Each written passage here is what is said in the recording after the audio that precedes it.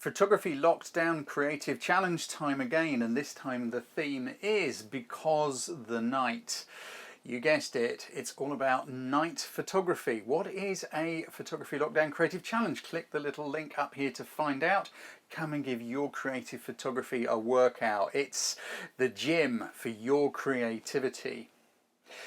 Night photography presents various challenges which are kind of unique to it, obviously, not least of which you haven't got quite so much light to work with, but that doesn't mean the qualities of light are not going to be beautiful. We still need beautiful qualities of light, great compositions. Think up ways in which you can interpret the theme. What can you find that equates to night photography? Let's take a look at a few that I've got, that I've taken, and see what ideas we can come up with.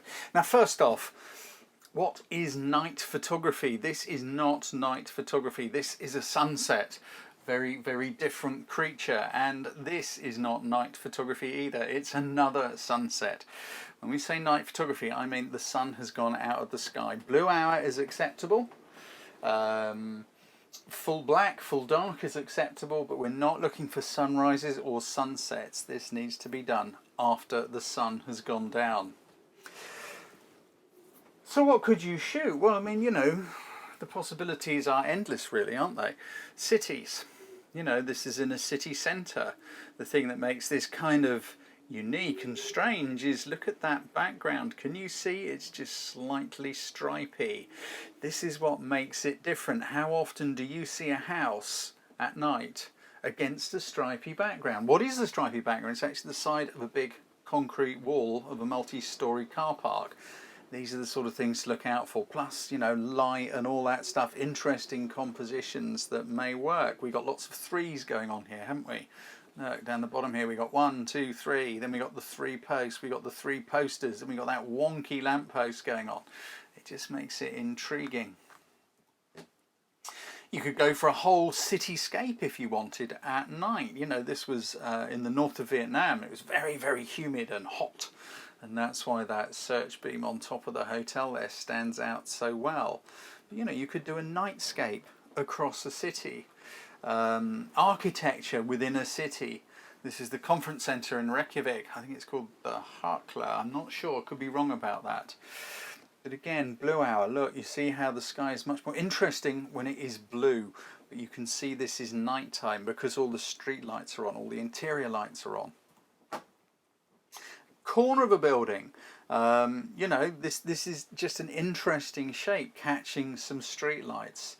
I can hear you possibly saying, what's that orangey glow in the sky? I thought you said no sunsets. It's not a sunset. Those are the tungsten and sodium lamps of the street lights coming down off the clouds. The little bit down the bottom here, this little pointy bit here, this is actually a bit of water, a bit of light refracting off a spray in the plaza below. But what made it interesting was the negative space. This piece of incredible architecture just sort of poking out into the air. Other things to look at are white balances. So look, we've got two opposite white balances going on. The windows, they've got tungsten, can't remember the other word, tungsten lights, indoor lights going on, and that light is yellow. Whereas outside on a cold, cloudy night, it's very, very blue. So the contrast of colour here, the different white balances, are what makes it interesting. Also, of course, there's just 3 windows that are lit up. It wouldn't be quite so good if they were all, well, maybe if they were all lit up, but if one was lit up, or those 3 in a row, watch out for these things. Look and think about things. Did I need a tripod to shoot that?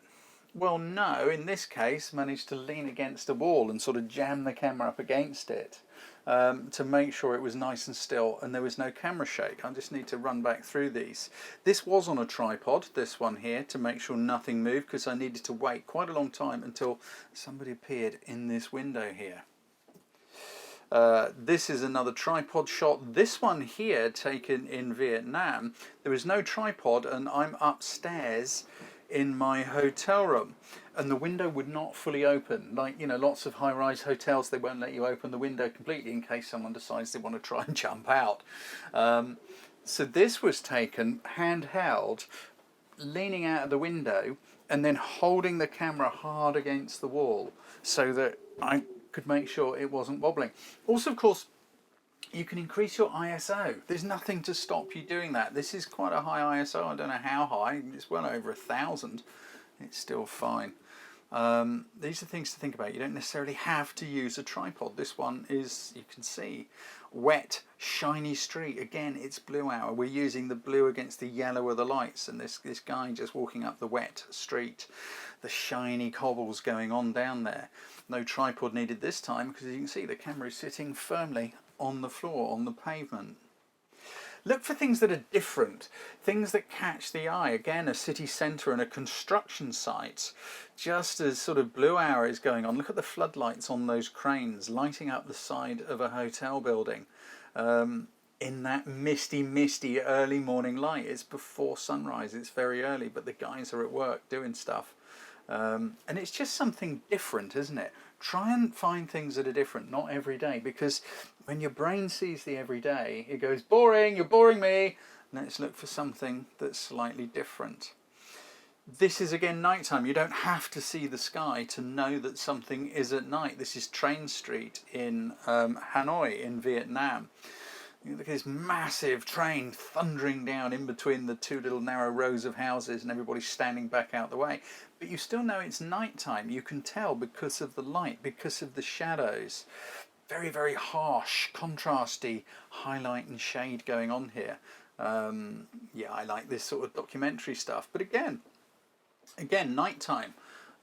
These are Sufi dancers in Egypt, spinning around and around and around. Nighttime, low light, great time to play with slow shutter speeds and bring a bit of movement to play in a shot. I can hear some of you possibly saying, well, how did you freeze their faces if they're spinning round and round? This is a complex one. This is a slow sync rear curtain flash combined with a long slow exposure. So the flash is coming in at the end of the exposure. This means you've got to tie in their rotation to make sure they're facing forward when the flash will fire. That meant actually opening the shutter when they were facing forward because they're spinning around so fast. By the time they turn round, it's the end of the exposure. Flash. Movement again, people. This is a really straightforward one. This is in the Shwedagon Pagoda in Burma. You can see, look, people moving around at night. It's a great one. So why are those three not moving? It's because they weren't moving. They just stood still. Another example of how you could use architecture at night. You know, but also wait for decisive moments. This guy framing himself in the archway there of the mosque. It just kind of makes for some interesting shots. Landscapes, nighttime, again we're playing with movement, but there's no filters needed. There's nothing clever going on here. It's just a question of it's nighttime, and so there isn't much light, and what little movement there was on the water and in the clouds moving through the sky. I think this was about a 20-second exposure, and so you get this movement effect going on. Another way you can do movement with a nighttime landscape, this time on a lake. The water is really clear. You can see there's hardly a breath of wind. But again, because there was low light, the boats were just gently drifting on their moorings, and it makes this sort of ghostly blurriness around the boats whilst everything else is sharp. This one was taken on a tripod. Again, exposure time, I don't know, whatever it needed to be. I would guess... I really don't know. I'm going to guess it was probably about 2 or 3 seconds, maybe a second. It must have been more than that because it was very still. Maybe more than that, maybe 10 seconds to allow for the boats to move that much. Movement is one of those things you have to try it and see, because it depends how fast the thing is moving versus the amount of light you've got to get the correct exposure. Relatively straightforward one here, looking straight into a very bright moon. So we're backlighting in Iceland, but we've also managed to get those little stars going on in the sky. But as you've seen, you don't have to go to Iceland. This is Iceland again. But, you know, you've all seen these things with a torch. If there's a little bit of humidity, you've got a really strong, powerful torch. You can get some great looks doing things like this at night. This one, yes, you are going to need a tripod. or at least a way to keep the camera really still. You could prop it on a brick wall. If you have a lightweight wobbly tripod, it isn't going to work because the tripod will vibrate when you fire the shutter. You don't have to buy an expensive tripod, and you don't have to buy a tripod just for this. You can find another way around it. Get creative with your thinking and find another way to do it. And now I'm just showing off, and I realise not everyone's going to get the opportunity to go wool spinning on top of an airplane wreck on a beach with the northern lights going on at night. I was lucky enough to do so when we were running a workshop with Thor, and I promise you that is genuine. That is one exposure. There's no photoshoppy stuff going on here to put the northern lights in the sky. So the things to consider, the things to think about technically. Obviously exposure, you're probably going to need longer, slower exposures. You may need to increase your ISO in order to get the exposure you need, but you may well need to argue with your light meter, because the light meter is going to try and make everything daylight, mid-grey. You know this wants to be nighttime. You may find that what the camera tells you to do isn't the exposure you want, and it will make it look like daytime. Use your histogram. Look at your histogram. Histograms don't lie, eyes do. If you want something to look dark, you want to shoot with a histogram more to the left rather than to the right. These things are all pretty straightforward, really.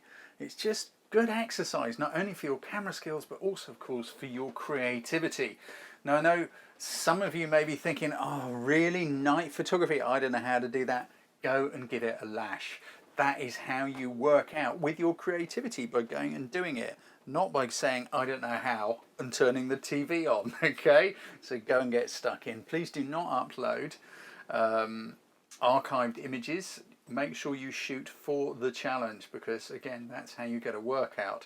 If you're confused by anything I've just talked about slow shutter speeds and apertures and exposure and arguing with your light meter and histograms, please take a look at my Ultimate Beginner's course. It's called Ultimate for a reason. It's everything you need to know about the camera, the controls you need on the camera, light and composition. You can try a free sample, and if it doesn't work for you, I'll even give you your money back. So go and give this one a go. Give it your best shot. If you're thinking I don't want to do that, then you are someone who needs to do it the most. Go and give it a lash. I wish you well, and I look forward to seeing you on the judging, all of which has been on screen just for the last couple of moments. Take care. See you next time.